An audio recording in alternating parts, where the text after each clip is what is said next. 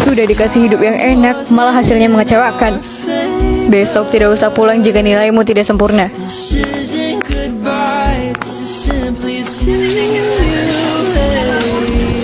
Dari kemarin dia murung terus. Apa nilainya seburuk itu ya?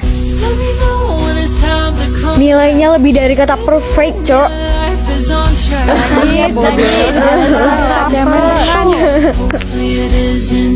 Hai guys, lagi pada ngapain nih? Cabut. Sebagai tanda terima kasih dari aku, sepulang sekolah nanti ke rumah aku ya, kita makan malam bersama. Maaf ya kalau kamu gak nyaman karena rumah aku kecil.